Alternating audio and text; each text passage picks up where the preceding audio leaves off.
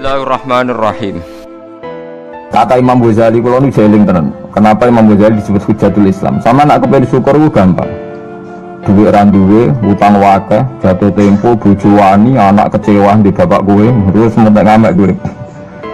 Ini dari Imam Ghazali kena sekarang nikmat moroe kuburan.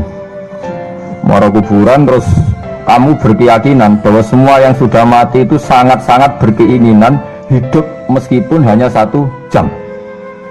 Wong sak donya mulai Nabi Adam nganti saiki kabeh berharap dihidupkan lagi meskipun 1 jam karena ingin membenahi kalimat tauhid la ilaha illallah. Lah kowe iku jek urip. Kowe iku jek urip. Berarti wong sak miliar-miliar semis mati iku iri mbek kowe. Mergo kowe jek urip. Nah, berarti terus kowe syukur ya Allah, apapun masalahnya di dunia saya ini hilang semua mergo kula jek urip. Kula balen malih. Dengan demikian kowe muni alhamdulillah aku fasih. Piye wae kowe iku duwe nikmat rupa-rupane urip yang sangat diingini oleh Firaun sekalipun, oleh Namrud, oleh Qarun, orang-orang miliarder dulu. Itu sangat berkeinginan sing jenenge urip. Lah kowe nyatane sakniki napa? Bisa urip. Berarti ini luar biasa. Paham napa? Luar biasa. Ini tak warai ilmu tauhid itu. Terus nanti setiap saya ngaji setelah selesai sampai baca dijiwai. Sebab itu ketika orang kafir dimasukkan neraka itu sebenarnya Allah itu hanya bilang gini, wakilat usyrakaakum fada'auhum falam yastajibu lahum wa ra'awul adzab. Tidak apa-apa kamu sekarang masuk neraka, kamu tidak menuhankan saya. Kamu minta tolong sama Tuhan kamu. Nah, ketika demikian kita pernah menuhankan yang paling ekstrim tentu menuhankan batu, menuhankan dewa dewi, atau mungkin Tuhan di bawah itu ya kita menuhankan uang, menuhankan sebab, menuhankan jabatan macam-macam sehingga mengalahkan Tuhan sejati Allah. Terus mereka minta Tuhan-Tuhan itu supaya menolong. Walhasil akhir cerita itu wadolla anhum ma kanu yaftarun, wadolla ankum ma kuntum tasubun, wadolla anhum ma kanu yaftarun. Ini di Quran diulang-ulang dengan beberapa redaksi. Akhirnya hilang apa yang kalian kira ada. Oke, akhirnya hilang apa yang kira kalian ada. Misalnya kita mengatakan bahwa hidup itu harus makan, harus minum. Ternyata nanti di akhirat tanpa makan, tanpa minum orang hidup. Makanya itu hebatnya ulama, hebatnya ahli sunnah, hebatnya nabi. Nabi itu orang mukmin itu dilatih. Kalau lesu ya makan, kalau ngantuk ya tidur. Tapi kita diajari ada makhluk hidup yaitu malaikat yang tidak makan, tidak tidur.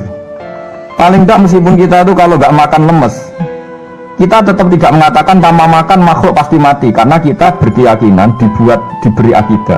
Ada makhluk yang namanya malaikat, nggak makan, nggak minum tapi hidup. Sehingga meskipun kita mengalami kalau nggak makan itu mati, tapi tetap menyisakan satu keyakinan bahwa makan itu tidak syarat hidup. Buktinya malaikat nggak makan hidup. Paling tidak dengan keyakinan itu kita tidak mendewa-dewakan harus makan. Itu cara Nabi mengajarkan kita. Faham gitu. Terus ini saya ulang-ulang. Makanya disebut wadolla anhum. Apa yang mereka kira ada itu dari awal tidak ada. Jadi apa yang mereka dikira ada nanti di akhirat tidak ada. Lah sing ada itu tetap mampu alhamdulillah. Makanya ketika nanti orang masuk surga gitu, da'wahum fiha subhanakallahumma wa tahiyyatuhum fiha salam wa akhiru da'wahum alhamdulillahi rabbil alamin. Ini penting kalau aturakan. Terus sakjane salah niku ra dikepenak. Itu sebabnya kenapa orang yang kafir mulai cilik sampai tua ketika meh mati kok nglafadzna la ilaha illallah, satu kalimat ini akan menghapuskan kekafiran di masa lalu. Kenapa kok bisa hapus? Karena kekafiran yang masa lalu itu omong kosong semua. Ini omong kosong semua. Barang itu kalau hakikatnya kosong, hilang karena tidak ada bukti, memang tidak benar. Itu kan gampang untuk menghilang. Itu podo karo wong mending ini 3 miliar ambek 3 miliar. Itu podo karo 5 rupiah. Dari itu gelembang meneh 1 triliun be 1 triliun podo karo 500 rupiah. Omongan glemeng itu kan ya wong edan itu kan. Kalau bisa urip-uripe muni Isa pangeran ya edan. Muni liyane pangeran itu kan omongan ra penting semua. Mungkin disebut tuh miliar triliun tapi kan Cara guru biji busa kan gampang dobong ae wong ndak. Tapi malaikat bagian katabah, bagian nulis, ora wani ngobong la ilaha illallah ben kuwalat tapi pangeran. Makanya saya pastikan sekali sampean nglafadz la ilaha illallah itu benar, malaikat sing sentimen mbek sampean pun ndak bisa bakar itu. Kuwalat deh. Paham maksudnya? Paham ya? Jadi jelas gitu ini kenapa kalimat itu begitu dikjaya. Paham ya? Begitu dikjaya. Nah soal kita ngalami di zaman akhir, orang lafadzkan kalimat itu dianggap bid'ah terus tukaran. Ya kita semua ngalim bingung kalimat itu salah apa dianggap bid'ah. Wong kalimat disifati thayyibah, sing lafadzno dihukumi nglakoni bid'ah. Lah sing diarani bid'ah ya ora trimo pisan, malah gawe hadis palsu. Fadilah wiridani malah palsu hadis. Sajane cara padha warase ngoten ora perlu debat bulet ngoten. Padha warase lannya kono nganggo kapasitas ulama, kita pakai kapasitas apa? Ulama, terus kita diskusi baik-baik. Di kula baleni malih, kenapa kalimat thayyibah disebut kalimat baqiyah? Dalam Al Quran wal baqiyatus sholihat. Baqiyah itu sesuatu sing abadi. As-sholihat itu sing layak, sing apik, sing selalu duwe eksistensi. Soleh maknane layak. Layak itu mergo wujud. Ya kula baleni malih tak wari filsafat ilmu hakikat. Sing darani layak ku sitok mergo wujud.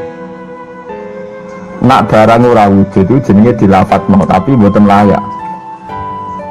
Jadi barang ana sing dilafadzno tapi ora layak, ana sing ora usah dilafadzno tapi wis layak disebut sholihat. Saleh maknane apa? Layak atau punya eksistensi. Misalnya begini ya, kalau tak warai gitu, sama nang lafadzno la ilaha illallah itu benar. Ketika manusia itu menganggap umum maknanya menganggap itu sesuatu tidak ada tapi dianggap nopo ada, itu jenisnya menganggap. Ketika manusia itu menganggap bahwa tidur itu penting, kalau orang tidak tidur itu maka dia akan lemah, kalau orang tidak makan itu dia akan mati. Sebetulnya semua ilmunya manusia itu menganggap, karena diulang-ulang oleh satu kejadian, kalau nak gak mangan itu lesu, nak gak turu itu lemes, terus dia menganggap kalau gak tidur itu orang mati, kalau gak makan itu orang mati. Itu ilmu yang dikatakan oleh para ahli hakikat hanya menganggap itu sah, karena anggapan manusia salah itu sah, keliru ya sah, benar ya sah, tapi ya hanya anggapan. Tapi dalam ilmunya Allah Ta'ala sing abadi, kehidupan itu tidak bersyarat makhluk itu harus makan, dan Allah bisa membuktikan itu lewat Allah menciptakan apa? Malaikat. Nah sehingga semua ilmu selain ilmu hakikat itu dalam bahasa ilmu hakikat disebut kita menganggap, kita merasa tahu. Bukan saya tahu, tapi saya merasa tahu. Nah, liane kalimat la ilaha illallah itu semuanya begitu. Kita merasa tahu bahwa kira-kira begini, kita melihatnya begini. Tapi sing hakikat, sing gak bisa dibatalkan bahkan oleh malaikat sekalipun, niku namun kalimat la ilaha illallah. Nanti disebut kalimatul haqqin alaiha nahya wa alaiha namut wa alaiha nufasu insyaallah ta'ala minal amin. Karena yang dikatakan hidup itu roh itu tidak butuh makan. Ketika jasad itu mati, hancur, itu rohnya kan masih hidup, dia pindah di alam ulya sana. Roh itu hayat itu dari kata roh itu maknanya hidup, hayat maknanya hidup. Roh dan hayat ini satu sistem yang kita tidak tahu, yang tahu hanya Allah. Ini tidak butuh makan. Sing butuh makan, butuh utang, butuh bodoh ini jasad. Paham ya? Roh ora tau utang, ora tau dadekne BPKB, paham ya? Enggak melo-melo dia. Makanya ketika jasad kakean pola itu roh nyesal. Kok ngatasnamakan saya demi hidup sampai di ruang utang-utang wong, di ruang urip bulat. Toh saya bisa hidup tanpa hutang. Nah itu manusia itu aneh. Makanya disebut alam rohaniyin itu sudah. Nah ketika kita mati itu kan yang mati itu jasad. Jasad itu mati, rohnya sowan Allah. Tapi kita secara bodoh mengatakan kita mati. Yang mati itu siapa? Hanya jasad kita, roh kita tidak mati. Yang sowan Allah itu roh kita. Tapi kita bilang kita mati. Ya berarti kita bilang kita mati, ya kita mati. Menurut bahasa manusia, kalau kita sudah tidak ambekan, tidak makan, tidak minum, disebut kita nopo mati. Tapi alhamdulillah kita ini mukmin, meskipun bahasakan kita mati terus bahasa no mungkin-mungkin disebutkan pangeran, mungkin ruhi nembe sowan, mungkin diwelas. Intinya dia ini ramuni mati. Paham ya? Makanya malaikat ngomong anak pidato nih kiai sing lepas jenazah ya bingung. Perkarane dilepas ning pun mati, ben saged napa-napa, ra iso dik sepuro jenengan, ra iso salat, monggo kita salat. Iki sedongakno sakniki ruhi sowan pangeran mugi-mugi selamat. Jare mati, jare sowan. Sowan kan artinya mlaku-mlaku sowan kan. Nah, tapi misalnya gue bahasana nganggo ilmu sing ekstrim kados kula, nganggo ilmu kelas berat kan malah digulung akeh. Bahwa jasad ini mati, ini tidak penting karena jasad rohnya masih hidup. Maka kita tidak perlu nyolati mayit karena tidak pernah ada mayit karena rohnya masih hidup. Kan dianggap edan bareng kan. Makanya sebaiknya orang ilmu hakikat itu tidak perlu jadi kiai, semuanya kayak kula itu. Jadi ulama tapi rasa jadi nopo. Ya jadi kiai sampai anak semua paham detail-detailnya alam roh sampai alam nopo. Alam nopo jasad. Nah, itu keliru itu penting karena kalau tidak keliru itu tadi. Paham sih kalau maksudnya. Nah, itu disebut. Nah, kalau sama tanya, lalu roh itu di mana Gus? Ya nggak ada jawabannya. Wong Rasulullah saja yang orang paling pinter di dunia, orang paling tahu wa yasalunaka 'anir ruh qulir ruhu min amri rabbi. Roh itu urusannya pangeran. Makanya kalau sekarang sampean pertanyaannya gini. Waktu balik guyonane Siti Jenar. Siti Jenar itu ya ono pinter, ya ngawur tapi ono pinter. Dene iku ora tau salat. Sing salat ruhi jare. Dadi ora tau sujud, sing sujud jare ruhi. Nek darane wali songo iku goblok. Wali songo iki gobloke ra karuan jare Siti Jenar. Wong kon salat, bathuke nganti ngecap jare Siti Jenar. Lah nek sing ngecap bathuke sampean fisik iku hancur, pas ketemu Allah seksine apa? Jare Siti Jenar ke jandut ketemu pintu. Kok jasad kita ini hancur. Misalnya kayak ngandalo batuk ngecap, jasad ini kan hancur. Sungguh kesuwan pangeran rohem, roh itu kon sujud aja ra usah awam. Karena akhirnya nak wae sholat terus mendengar jari sholat. Sing ada teng pintu-pintu ini. Nah semua syariat terang ora iso. Rata-rata kiai syariat kan ra pinter hakikat.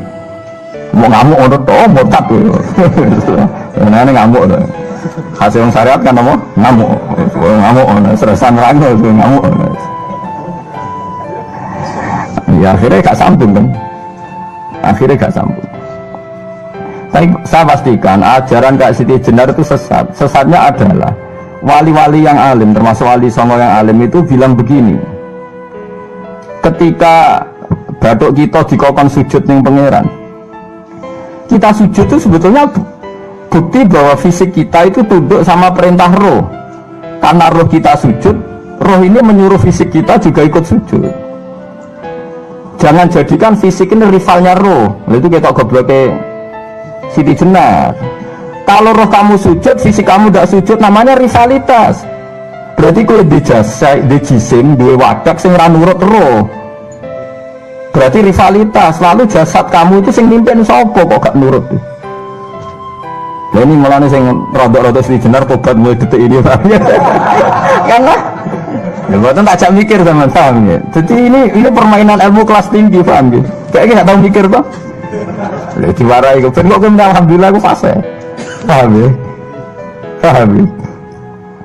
Makanya andekan malaikat itu kok sujud ning Nabi Adam ketika Allah nyuruh, "Hei para malaikat, saya menciptakan manusia namanya Adam. Setelah jadi maka kamu sujudlah." Itu malaikat sujud. Sujudnya malaikat bukan karena nganggap Nabi Adam itu Tuhan atau makhluk yang istimewa, enggak, karena perintah Allah disuruh sujud. Malaikat enggak perlu tanya maknanya sujud ke Adam itu apa, enggak perlu, pokoknya karena Allah nyuruh ya sujud. Paham gitu? Setan pakai rasional, ngapain sujud Adam? Sebodoh-bodoh makhluk. Mulanya orang aliran yang sesat malah darani malaikat sama iblis itu tauhidnya tinggi iblis. Karena malaikat diuji disuruh sujud sama Adam, makhluk mau, terjebak dia sama permainan Tuhan. Apa itu? Cari malaikat terjebak tes-tesannya pangeran. iblis luwih pinter perkara ora gelem sujud. Berarti dekne mau gelem sujudnya namun kalian Allah. Lha kok ono sesat kok. Wong kok nganggur nganti ngono maksudnya mikire iso ngono. Mulane sing do diutang dosa luwih apik timbang sing dipikiran ngene iki paham ya. Paham ya. Jadi malaikat terjebak permainan Tuhan, dites gak lulus ya. Itu ngeri kalau nuruti alun-alun.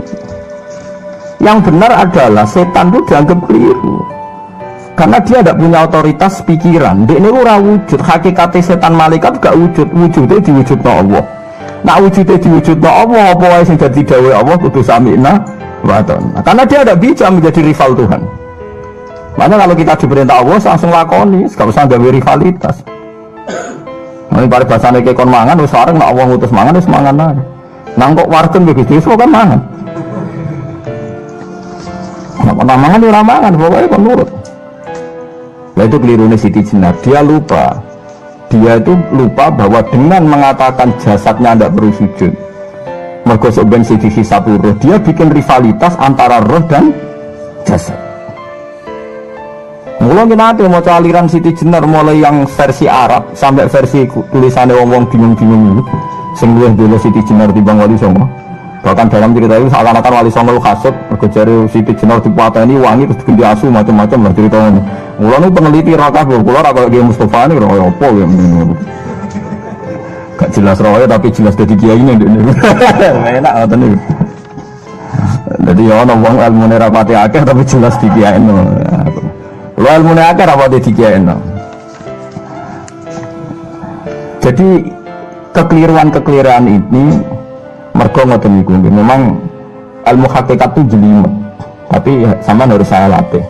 Jadi sampean ngaji ngene yo suwi tuwa semuanya kenal sithik-sithik seperti. Lah nanti makanya nanti menghilangkan barang batil itu mudah sekali. Karena barang batil itu hakikatnya enggak ada. Mbok ana wong muni 1 miliar ditambah 1 triliun jumlah 5 rupiah, mbok sing disebut angka 1 miliar 1 triliun lafaz ini enggak ada. Jadi lafaz ini enggak ada, fakta ini enggak ada. Makanya disebut di Quran iyaquluna illa kadzib. Sebagian Quran istilah lebih ekstrim. Kaburas kalimatan takhruju min afwahihim. Kalimat itu menjadi besar karena ada yang melafatkan, tapi kalimat ini tidak pernah menunjuk hakikat. Mungkin tuh, misalnya uang nyebut iki geni, wong iki HP kok darani geni, itu pernah ada kalimatnya tapi tidak ada faktanya. Ini batu disebut itu Tuhan, yang benar itu batu disebut Tuhan itu kan kalimat sing ada kalimatnya tapi tidak ada faktanya. Paham ya? Ini disebut kaburas kalimatan sing takhruju min afwahim. Terus iyaquluna illa kadziba. Mereka hanya ngomong secara dusta. Sebetulnya kalau barang hakikat itu tidak usah diomongkan, itu di kalimatu haqqin 'alaiha nahya wa 'alaiha namut wa 'alaiha nuqasu insyaallah taala minal amin. Tapi kalau kalimatul batil kalau nggak diomongkan nggak ada yang ngomong. Karena harus diomongkan. Itu pun nggak menunjuk apa? Nggak menunjuk apa? Hakikat. Ya semua manusia itu ngomongnya itu rodok-rodok ala zamihim sesuai klaimnya. Malah omongannya sampean bingung nama malaikat. Saya jamin, buat sampean kenal malaikat atau sekolah itu malaikat sambat tenan buat omongannya sampean. Kok gimana coba? Kita bilang saya ini kaya, baru punya uang banyak kaya. Malaikat ini kekayaan Allah janggal kiri kok muni sugih. Terus gue muni saya ini orang kuat karena saya presiden Amerika, saya presiden Indonesia orang kuat. Kita pun sebagai kiai bilang Jokowi itu orang kuat, presiden itu orang kuat. Malaikat sing roh langit bumi, sing roh Allah, dijayani Allah, pemana malaikat Israel. Mangkel sak boleh bahasa kuat tuh. Ah semuanya tak terlepas deh, bisa muni kuat itu kuat apa nih? Jadi bahasa manusia itu membingungkan semua. Coba Anda jadi malaikat Israel, terus orang petita-petita muni kuat. Kuat temen di tapi setiap saat itu. Jadi bahasa manusia itu membingungkan semua, makanya malaikat itu kuat yang uang semua ngomong gak jelas. Nah, makanya mereka nggak dianggap temannya malaikat, karena tidak wali, dia tidak tahu ilmunya malaikat. Lah wali itu tidak pernah terjebak omongan itu. Disebut ala inna awliya Allahi la khaufun alaihim. Walaupun sampai disebut nanti di antara hasil wali itu kalau meninggal tatanazzalu alaihimul malaikatu alla takhafu wala tahzanu wa absyiru bil jannati allati kuntum tu'adun. Terus malaikat-malaikat yang di langit semuanya bilang pada wali ini, nahnu awliya'ukum fil hayatid dunya wa fil akhirah. Saya ini mitra kamu, saya ini teman kamu, baik zaman kamu di dunia maupun di akhirat. Karena bahasanya wali dengan bahasa malaikat itu sama. Enggak pernah merasa kuat, enggak pernah merasa hebat, karena malaikat itu tahu yang hebat itu Allah, tahu betul dia. Apalagi temannya Israel tahu betul. Paham ya? Wali yang meniku bahasa disiga sambung. Disebut nahnu awliya, agak tahu tuh paham Quran enggak terus kula. Namanya ngaji. Wis kerepean lah pokoknya paham. Lah bahasa manusia enggak wali itu bingung kan malaikat, karena tadi kita bilang presiden itu orang kuat. Ini orang kuat. Padahal malaikat yang bagian mikesnya Allah ini janggal, kuatnya nanti. Apalagi malaikat yang nyekseni alam malakut, alam yang langit. Yang zaman saya kira sinau planet mawon lah. Planet Mars itu kayak gini, Platurus gini. Belok bumi planet paling kecil. Wong bumi planet paling kecil kok penduduknya paling kuat lebih kamu sih. Paham ya? Wes bumi paling kecil digoni wong miliatan. Terus untuk mau sepiro? Mau untuk kok terus kuat ini? Nanti. Berarti sama membahasakan orang kuat ya gak sido bener. Orang itu ilmuwan, orang paling pinter di dunia. Pinternya ini. Misalnya yang rasa pinter karena ini bisa menemukan komputer, bisa menguasai sak dunia, peneliti, handal ngene jari malaikat. Umpama ke roh ilmu sak bumi ku roh Mars. Aku sing nata Mars, tukang Joko. Artinya umpama ke roh tenan bumi ku roh planet lain dan kehidupannya di sana. Umpamanya alam malakut, alam roh. Misalnya alam kematian itu butuh ilmu 99, alam dunia mau butuh sitok. Ngendikane Nabi bandingan ilmu dunia sampai akhirat itu 99 banding 1. 1 dibagi wong sak dunia.